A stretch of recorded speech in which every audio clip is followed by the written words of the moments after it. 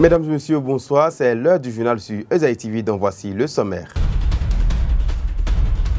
Dans ce journal, vous aurez le récapitulatif de la rencontre tenue hier par le président Patrice Talon avec les responsables syndicaux. L'organisation du corridor Abidjan-Lagos au CAL a démarré une formation pour renforcer la capacité de surveillance des agents de compagnie de bus. Vous aurez le point dans ce journal. Les informations sur les mouvements de campagne au Gabon, en Afrique du Sud et en RDC viendront mettre fin à ce journal. À nouveau, bonsoir. Le président de la République, Patrice Talon, a rencontré hier les syndicalistes au Palais de la République à bâton rompu. Ces derniers ont discuté avec le chef de l'État et ont exposé, entre autres, leurs revendications devant l'autorité. Paul Essaïko, secrétaire général de la Confédération générale des travailleurs du Bénin, nous fait un résumé de leur prise de contact. Il est au micro de Kadé Achiro et de Benis Loko. En ce qui concerne les libertés, nous avons déploré le fait que le préfet de l'Atlantique et du littoral ait pu définir des lignes rouges dans notre pays. Et nous avons dit au président Patrice Talon que nous avons conquis les libertés, mais que ce n'est pas d'aujourd'hui que nous marchons dans ce pays. Quant à ce qui concerne les étudiants, nous avons bien dit que l'invalidation de l'année et puis le renvoi pour 5 ans de 21 étudiants était dramatique et qu'il fallait qu'ils résolvent ce problème-là. Et nous avons posé pêle-mêle les problèmes des travailleurs. Quant au ministère, nous avons parlé de la santé, nous avons parlé des problèmes du ministère de la Justice, du ministère de l'Intérieur, nous avons parlé des enseignants, des reversements. Il y a tellement de problèmes que nous avons soulignés, nous n'avons occulté, nous n'avons rien occulté. D'accord.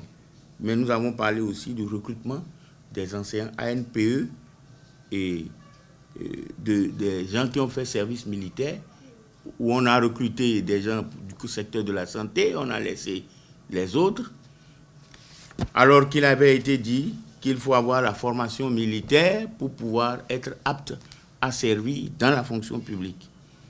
Donc, nous avons parlé enfin de la violation des libertés syndicales dans le secteur privé. Les travailleurs du secteur privé n'ont pas le droit d'avoir des syndicats. Pour les patrons privés, une société n'a pas le droit d'avoir un syndicat pour discuter et défendre ses revendications. Et ils sont traités comme des esclaves. Et nous avons demandé au président Patrice Talon, comme nous l'avions toujours dit, pour régler les contentieux au niveau du secteur privé, de mettre en place un tribunal de prud'homme où des connaisseurs puissent être désignés pour travailler à ce niveau-là.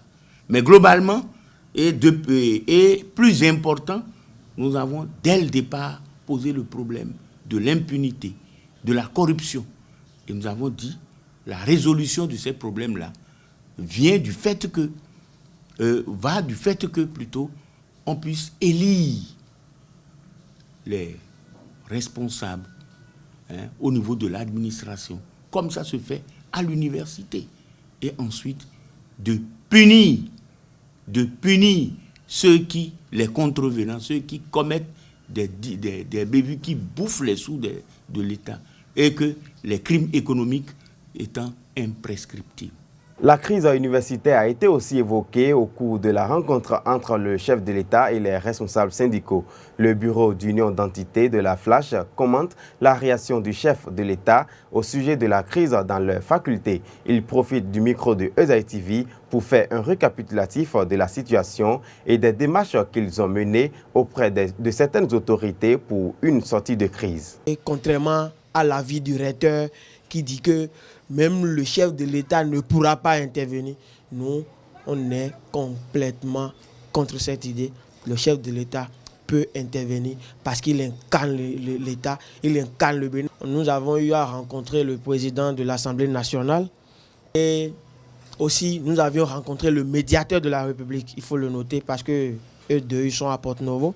On les a rencontrés, il est sorti de ces 2 séances d'abord que on ne peut pas écouter une partie et se prononcer, de leur laisser le temps et qu'elles iront écouter la partie des autorités universitaires et nous revenir sous peu. Surtout à l'Assemblée nationale, il y a une commission qui s'occupe des crises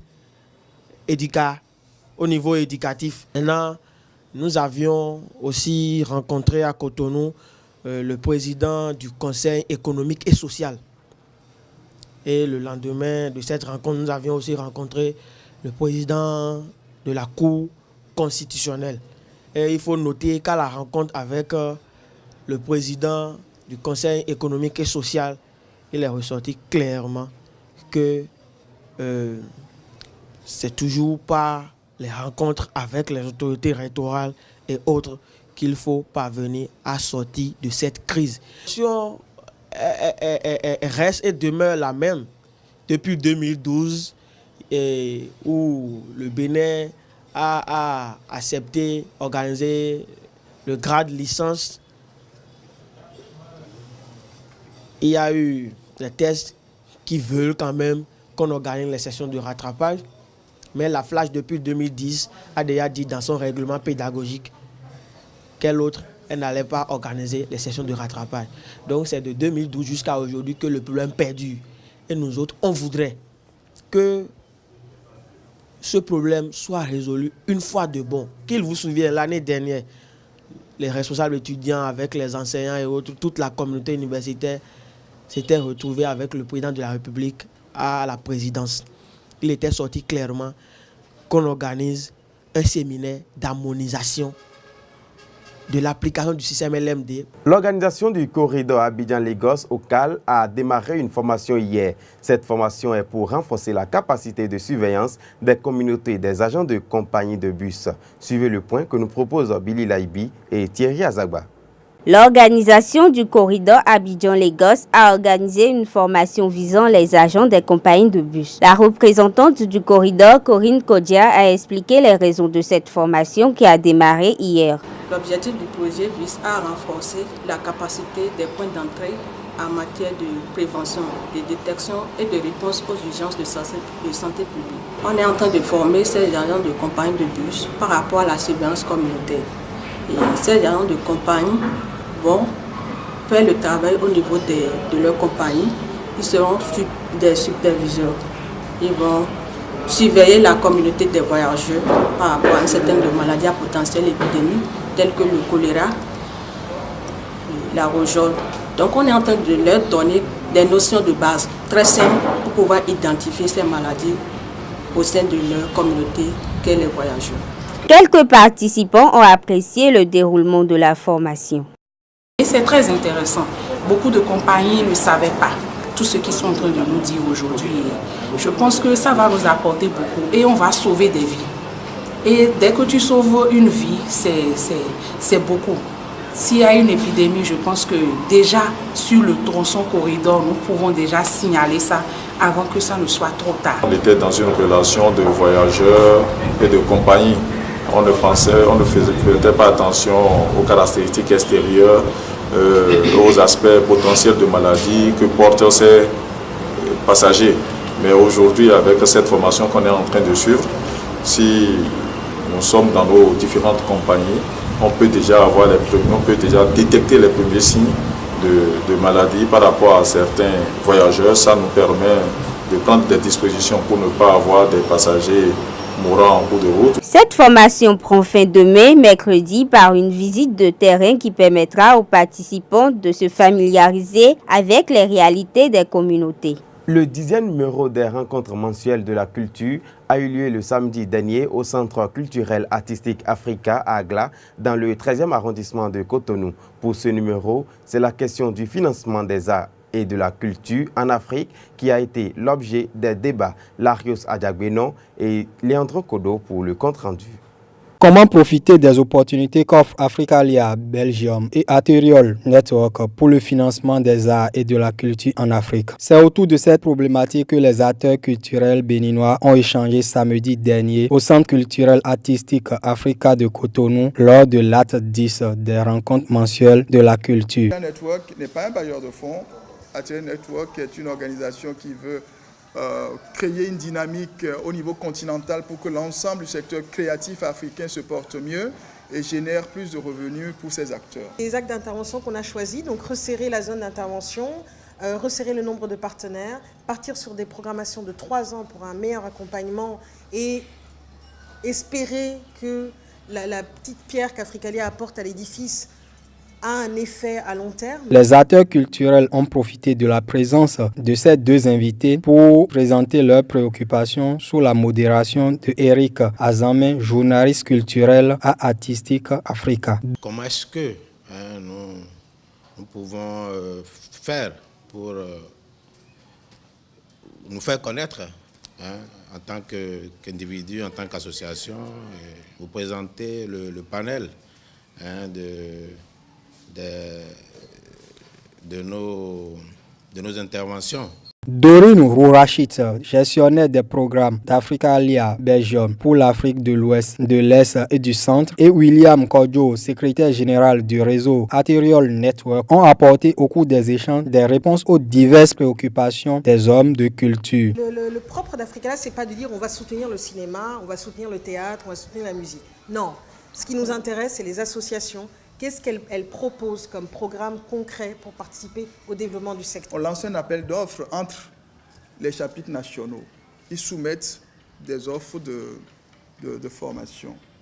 Et sur la base de leurs offres, on sélectionne les chapitres qui correspondent aux critères qu'on a énoncés et on leur donne un budget. Rencontre mensuelle de la culture est une initiative du Forum culturel en collaboration avec le portail beninculture.com et partenariat avec Culture Bénin. Encore 2 numéros et ce sera la fin de la première saison. L'actualité internationale de ce jour est marquée par les campagnes et les élections au Gabon, en RDC et en Afrique du Sud. Ces informations sont à découvrir dans la page inter que nous propose Azulaïka Akbata.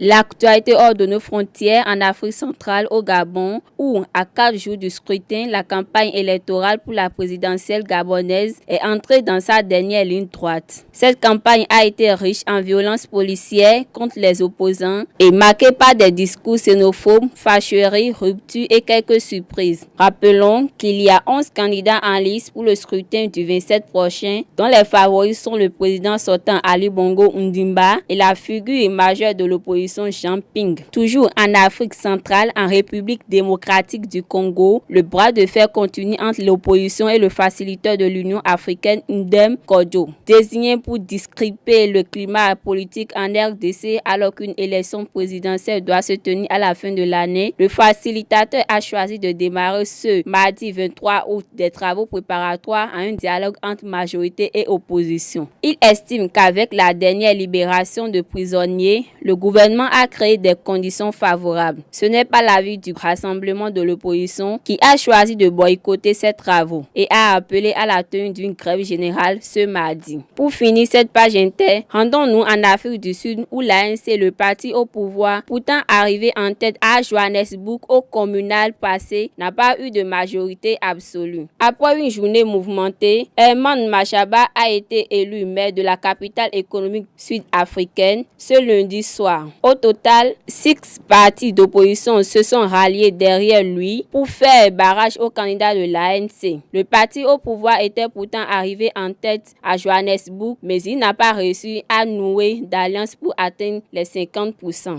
Mesdames et messieurs, c'est la fin de ce journal. Merci de nous avoir suivis. Restez toujours connectés sur le site www.ezaï